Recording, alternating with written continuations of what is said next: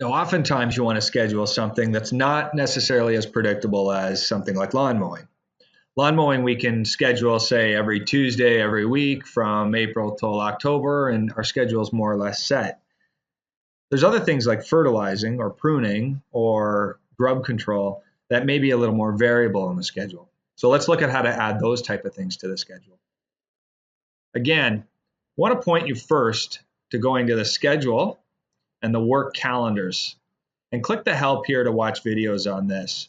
But there is a way to create a calendar of visit schedules that aren't necessarily predictable. So rather than going, for example, once a week on Tuesdays, you can set up dates 1, 2, 3, 4, 5, 6 to reflect the visits that you're going to go do, and then set these dates on a job by job basis. For more information on how to set up work calendars properly, watch the help video here. But for now, I'm going to skip past that, and I'm just going to focus on actually scheduling irregular work on a job.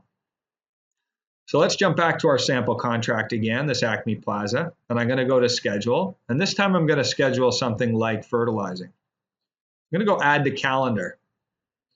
And this time I'm going to select the lawn care calendar because I'm going to do fertilizing. So now I need to pick which task on this job that I'm scheduling. So again, I'm going to drop down. This is going to be the task that I created on this Elementine job. And this is my unscheduled group, and this is my scheduled group. So scheduled means I've already put it on the schedule. Unscheduled means I haven't yet put it on the schedule. So I'm going to pick fertilizing. And then again, I might want to edit my name here so that when I'm looking at the schedule, I know exactly what this is. And it'll say FERT. So I'll go next. Now I could create a custom schedule, which means I can go day by day and set this up. So if there's only 4 visits, I could say we're going to go on April 21st. And we're probably going to go again on May 5th. And then we're going to do a summer one in June 25th. And then we'll do an end of season one closer to mid-September.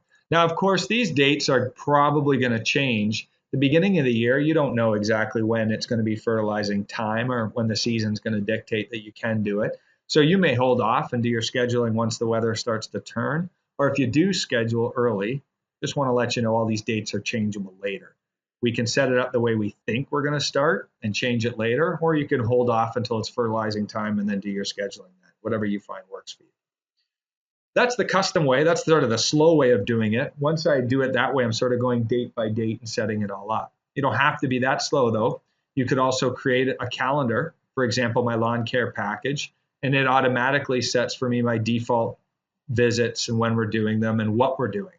Now, if this customer elected not to do the weed control and not to do the fall grub control, I can just delete those. And there's the 4 things that I am supposed to be doing. So I'll go next. There's the estimated hours. I'm going to assign the crew that would work on that. Productive hours per visit, non-productive hours per visit. So that would be sort of productive time and drive time. There's my average duration for the entire schedule for this job. And then I'll go next and next. There's my 4 visits. There's the dates we're going to schedule for them. And if the jobs take more or less time based on the type of application, I can adjust the time factor to add more or less hours to these visits depending on what we're doing. You can see here the summer fertilizer has a little bit less time than the spring fertilizer. For whatever reason here, I've decided that it's going to be faster in the summer. Maybe the application is quicker.